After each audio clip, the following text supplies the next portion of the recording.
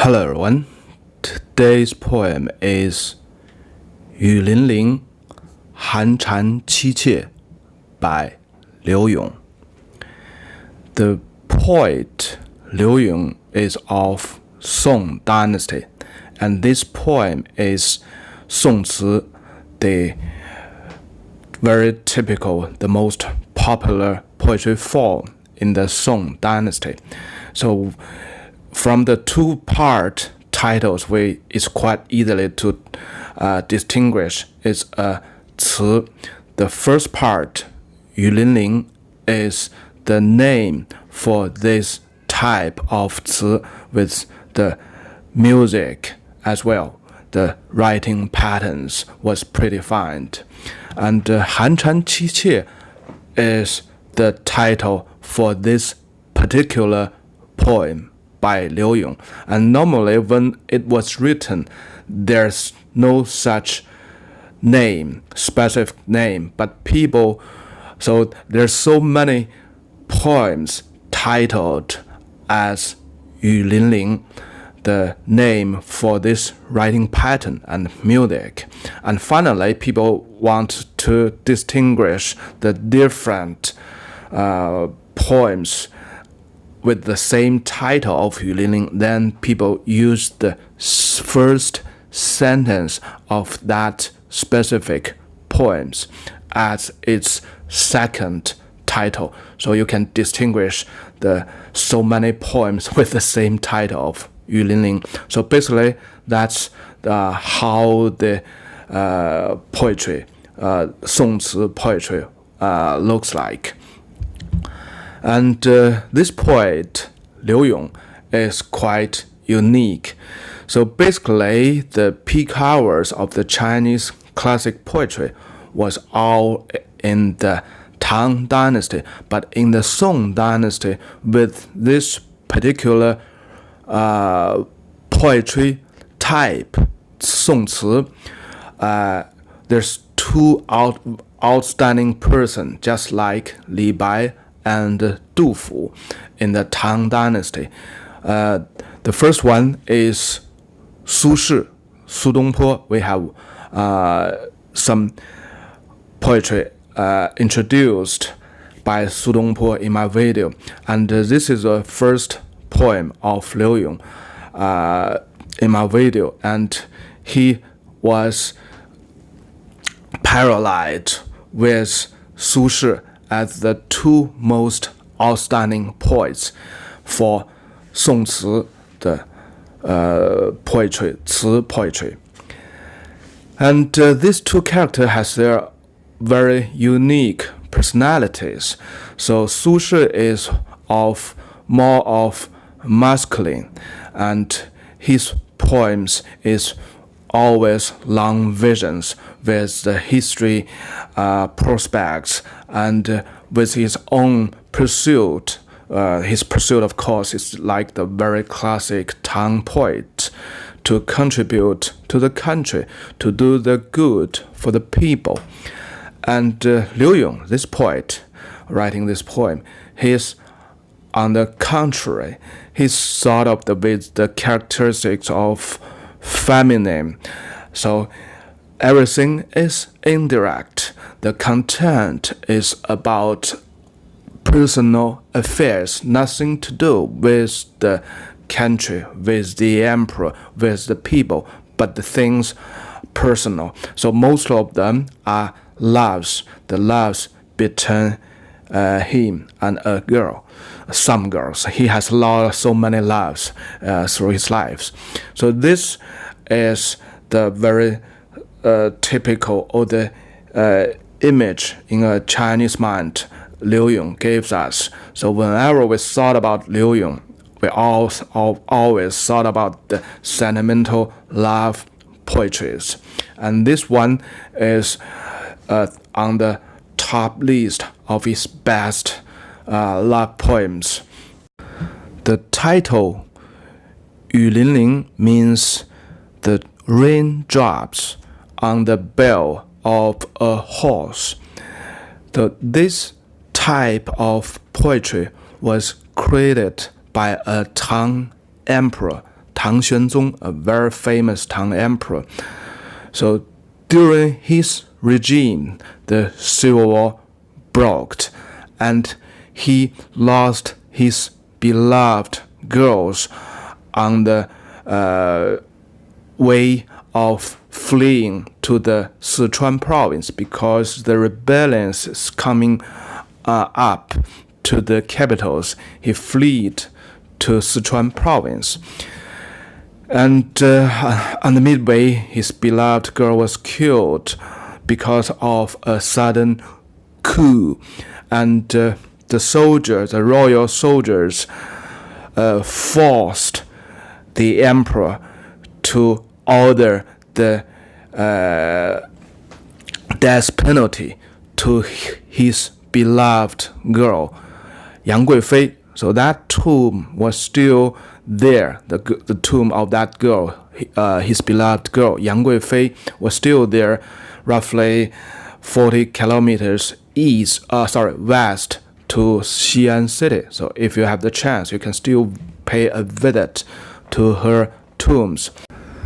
The runaway continued after the accident or the death penalty. They then entered into the big mountains, the South Mountains. It's cold, it's raining, and the emperor Tang Xuanzong was in such a sad mood, in such a bad mood.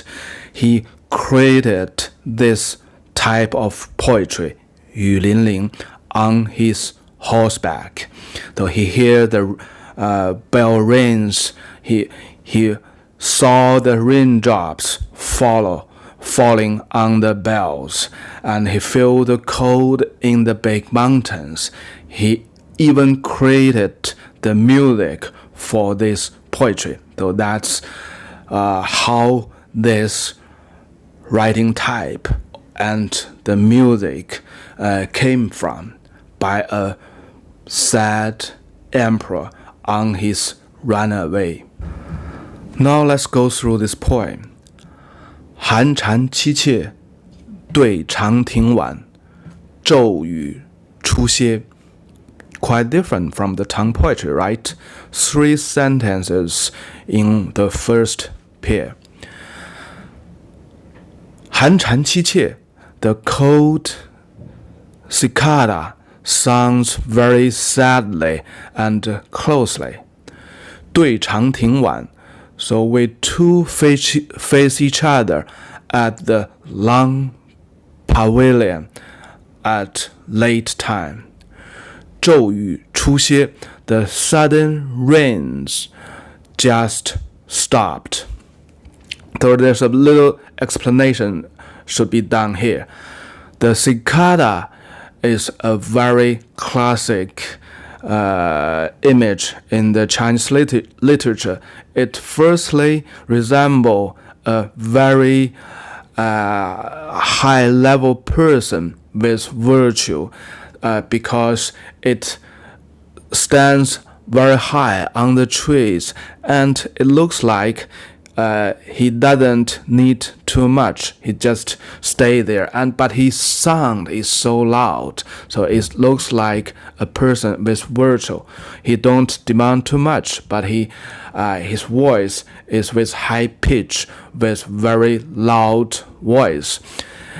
But in this poem, it's a very sad situation. Han refers to the weather is getting very cold, so it's the last few days of the cicada. That also reflects some parts of the sadness. The life is almost ending. The second sentence, 对长亭晚. Changting, the pavilion, is quite popular in the ancient China along the main road to connecting each big cities. So roughly 5 Chinese miles there is a short pavilion, and 10 Chinese miles there would be a long pavilion, and this place is for the travelers to have a little bit to rest, and also it's most likely to be the place the people say farewell to each other. So if I'm an ancient Chinese, I'm seeing my friends off. He's traveling to another city, so I would walk him to one of the long pavilions outside of the city, and then we drink to each other and say farewell at that long pavilion. So this is a very typical situation, and also it's not in a very good condition. It's cold in the autumn time. It's late. The dark it's almost dark in the daytime, and also it rains. So the raining could make the road very mud. It make everybody's mood very difficult and not happy. Even it just stopped the rain. 都门帐饮无绪，留恋处，兰舟催发. So from the second pair, we know very clearly it's a parting poetry. The poetry is all about departing and parting with a friend. Because in the first pair, the long pavilion indicates something could be farewell. And in the second pair, 都门帐饮, 都门 outside of the capital city. So the ancient Chinese cities all surrounded by a wall and with gate. So 都门 means that gate in the capital city. So they have get out of the city, and they put up a tent because of the raining before, and not only because of the raining, because the farewell always ended with a drinking event. We can see that a lot in the Tang poetry. The most famous sentence, 劝君更尽一杯酒，西出阳关无故人. So that's in the place of saying farewell, and they are drinking to each other, and after that, the final parting will be the final partings. So here, the poet didn't write anything about the drinkings. It's all in this sentence. It looks like they almost finished their drinking event, but it's very sadly drinking. And 无序 means there's no clues or there's no ideas, which means he drank a lot of wines, but it's all a mess. The mess up, not because of the drinking, because of situation.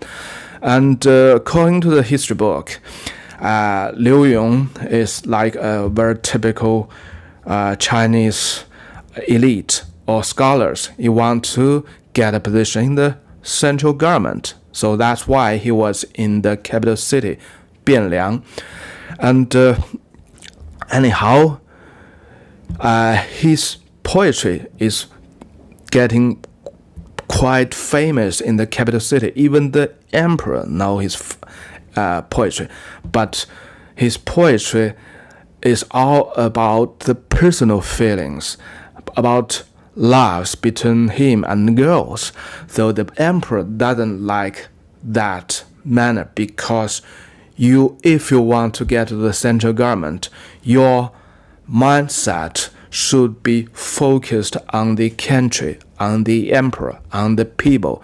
You should never put your energy onto something personal, the personal love, neither. So the emperor denied a recommendation from his very close high-ranking officers. He recommended Liu Yong to the emperor for a position. The emperor just said, let him be. So let him stay with the girls. Let him continue his writing on his love poetries. So that's the answer from the emperor. And very funnily, when Liu Yong heard that rumor, could be a rumor or could be a real story, he made a motto for himself, 奉旨填词. So I'm obeying the order, the royal order from the emperor. So I'm writing all my poetry. So all my love poetry is because of is by the order, the royal orders, 奉旨填词. So that, of course, that's ironical. That's self-mocking of himself. Anyhow, there's no reason for him to continue his stay in the capital city anymore. He had to leave the capital city. So that's why this poem comes from. So he's about leaving the capital city, and his beloved girl was seeing him off at this tent outside of the capital city. 留恋处，兰舟催发. So this is a place have so many sweet memories, and I also want to stay here.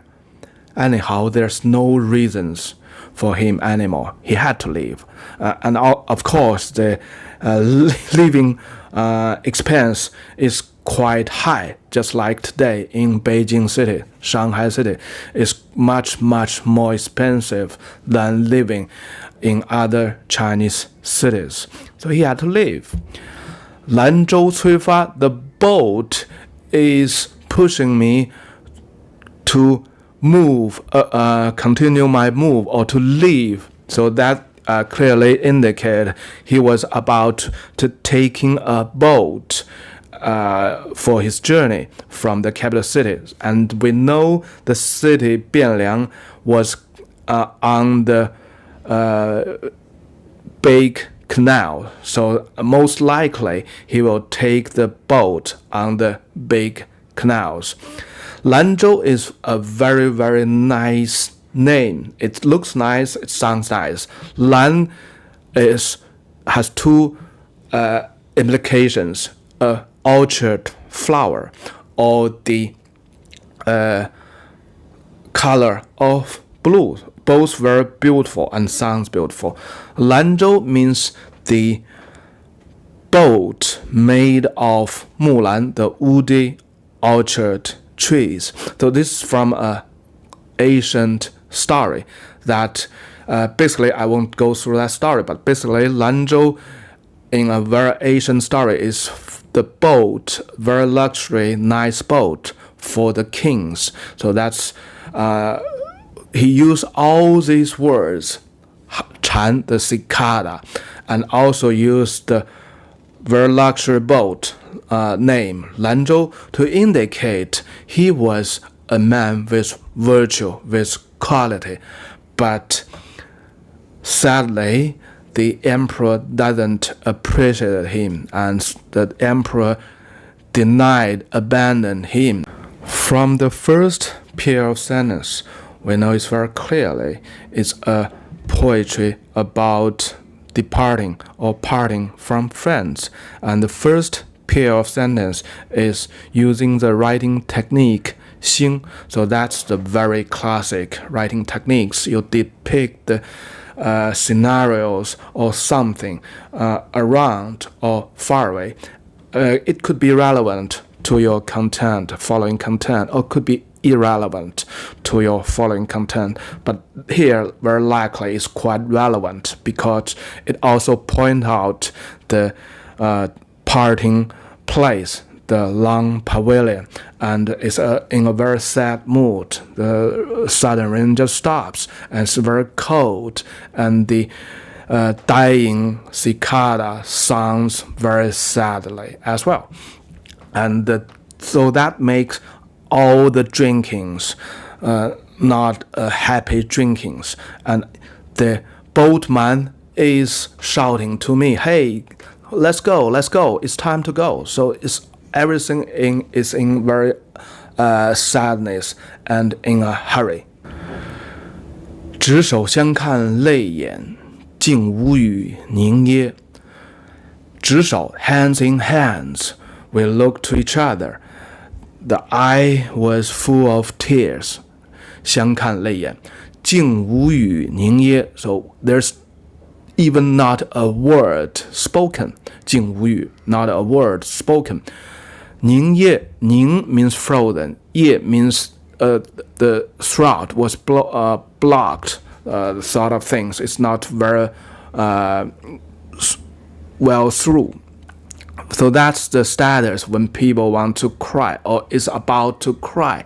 He feels his throat was sort of like blocked. The sound is hardly to go out from his or her throat.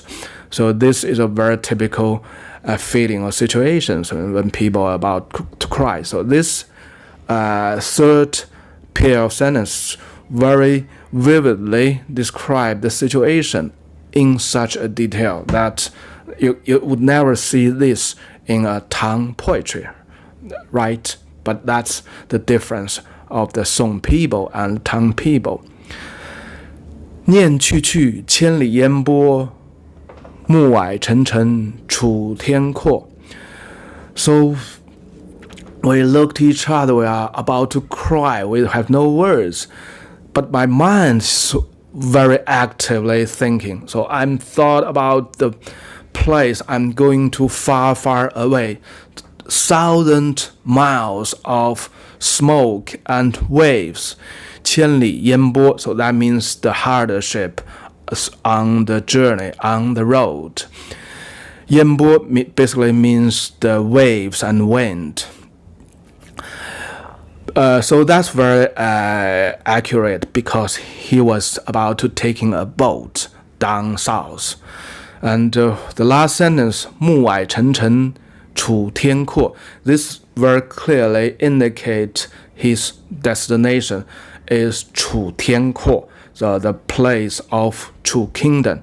So that basically is the Hunan and the Hubei province today. So that's always refers to as 楚地 or 楚天.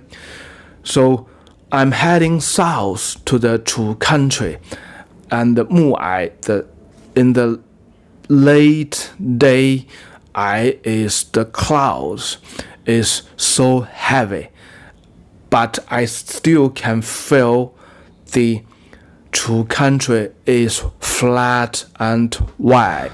So the first paragraph very clearly or vividly describe the parting events. It's a parting event. They drink, they take their hands in hands, they're looking to each other, they tear full of eyes, but they cannot speak even words. And they also follow the standard writing. He pointed out where they are saying farewell at outside of the capital city, Bianliang, and where was his destination, the Chu country. This is pretty standard writing in a parting poetry.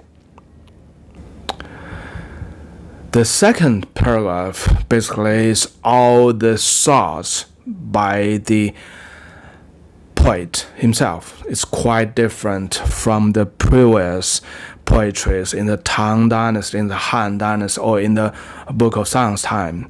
So we can see the poem or the poetry writing changed fundamentally since Song Dynasty.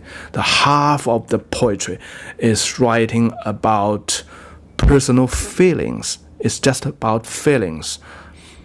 In the previous classic poetries, 90% of the writings, or a lot of poetries, even 100% writings, is about the things, the surrounding things, or the events, or the words of that person or something you want to express.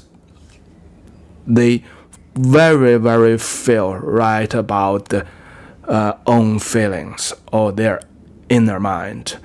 psychology things. They never write it, or very, very few write a little words about that. 多情自古伤离别，更哪堪冷落清秋节.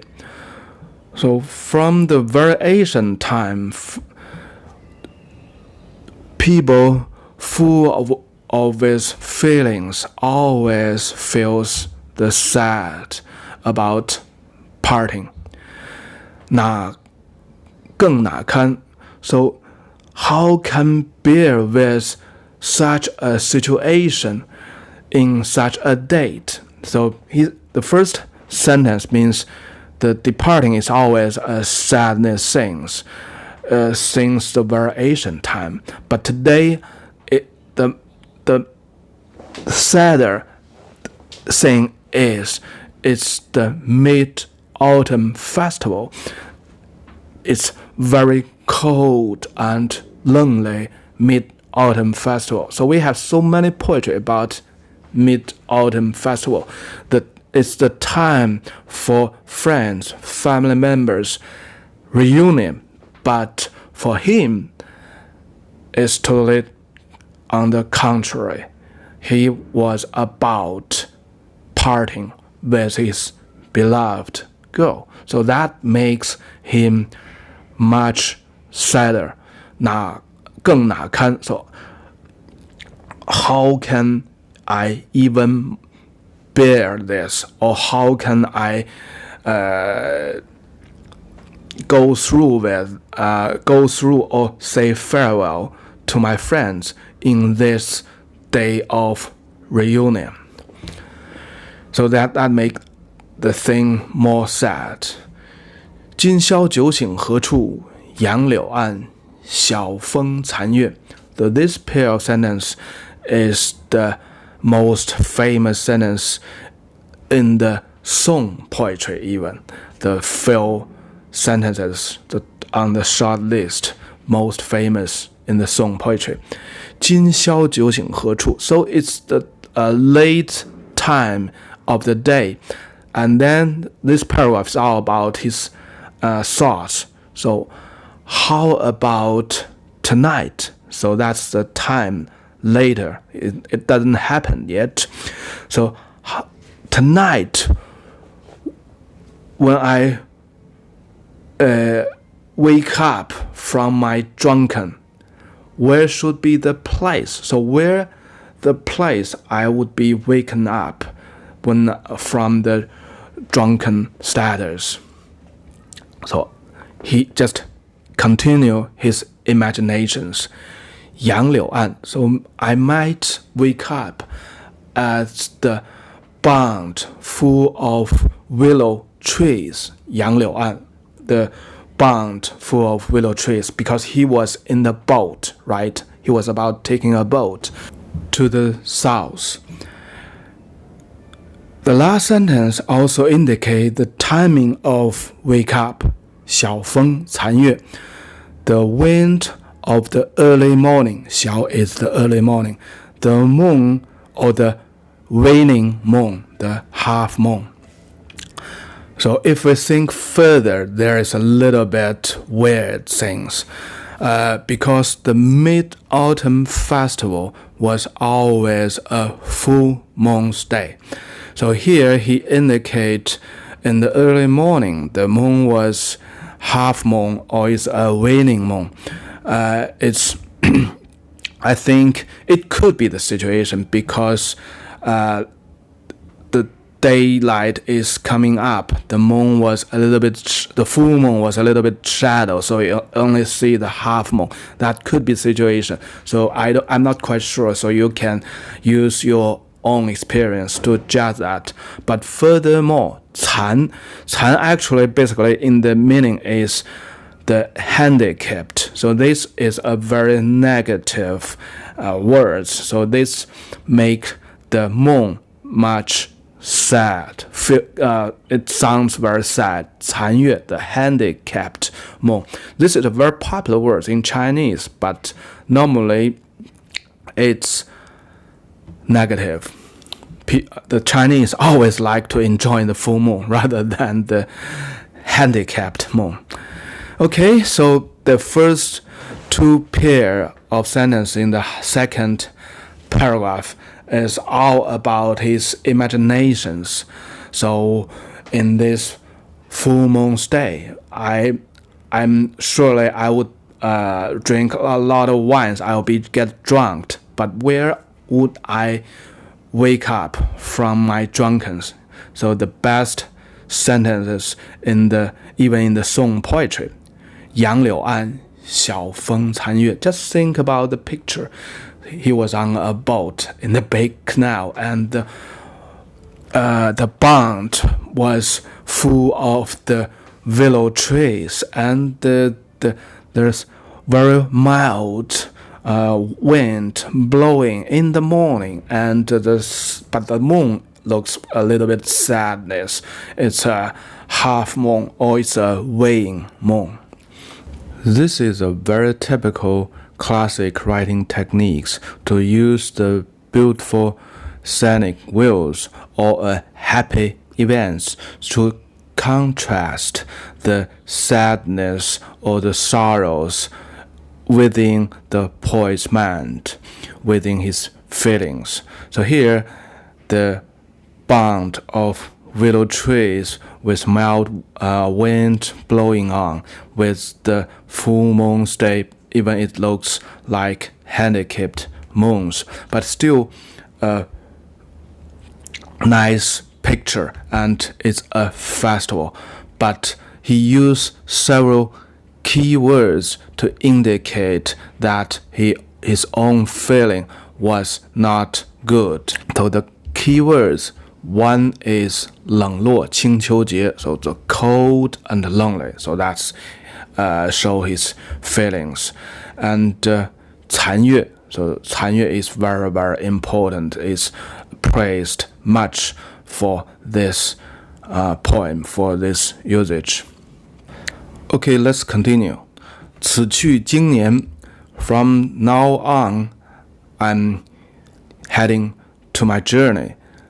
经年, so when I pass the Chinese New Year, so it's roughly 3 and 4 months time from this day when he's saying farewell to his girlfriend. So it's roughly 3 to 4 months time.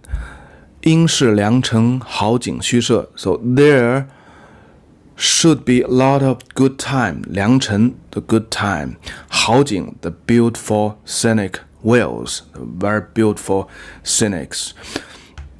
There should be a lot of good times and beautiful scenic views through these 3 to 4 months journey. But it looks like nothing for me.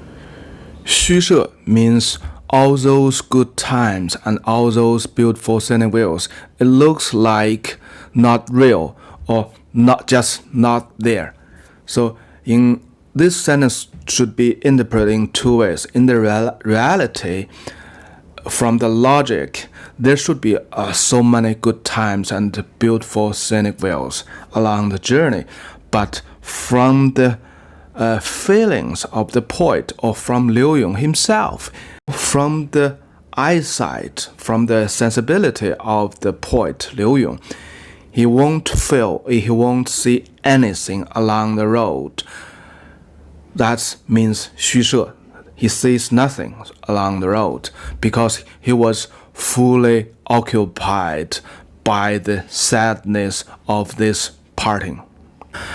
Okay, the last pair of sentences. 便纵有千种风情，更与何人说? So, 便纵有 even there was thousands of winds and feelings who I could share with or talk to of that feelings. So in previous sentence it said, I'm in such a huge and terrible sadness. So no matter what kind of good time or what happy hours or the beautiful scenarios I encounter, it's nothing. And here he just put this emotion much forward.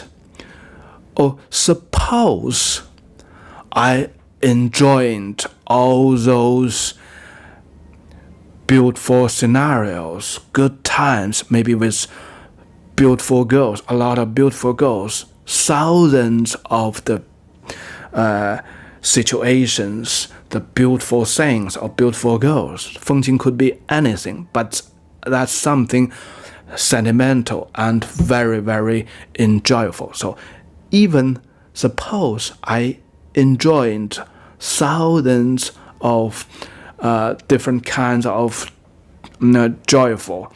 joy or the happiness with someone or at some places, who could I share with my feelings? So finally, no matter how happy or how sad he feels, finally he came back to the very beginning. I still need to share my feeling with this girl I'm saying farewell to at the very moment. So that's another very complicated way of saying that I'm a person full of feelings and I enjoy all kinds of beautiful and nice things. That I also go with all kinds of girls. But fundamentally, the most deep feelings, from my deep feelings, I only can share my feelings with this girl who is seeing me off outside of the capital city, Bianliang, in this tent, in this cold autumn's day, in this mid-autumn festival. Okay, this is a poem about, and it's quite easily understood by today's people, right? It's a love poetry.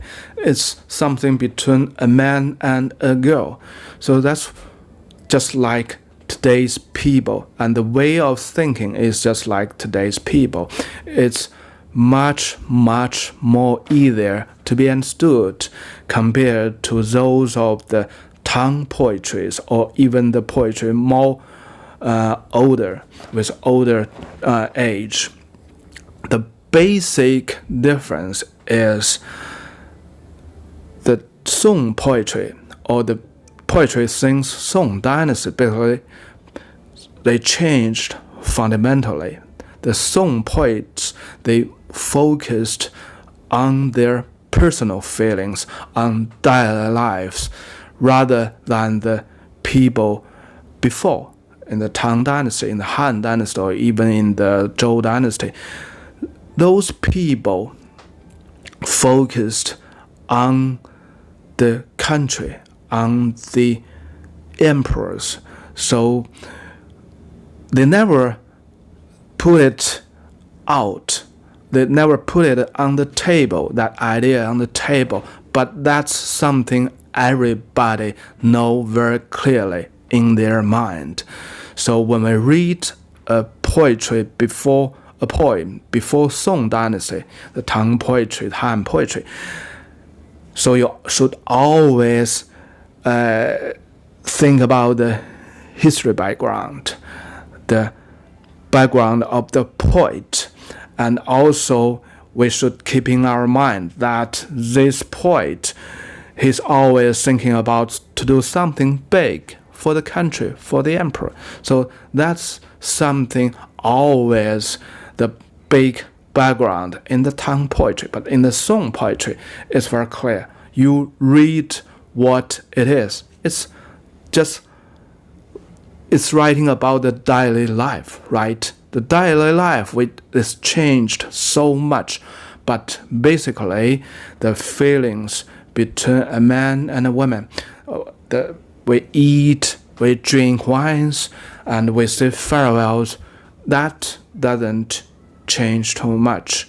So that's the fundamental difference between the poetry since Song Dynasty and before Song Dynasty. Here I list several famous tongue poems about parting, so you can compare them with this poem. They are totally different poems, the writing techniques and the content, the feelings. Okay, that's for today, and bye-bye.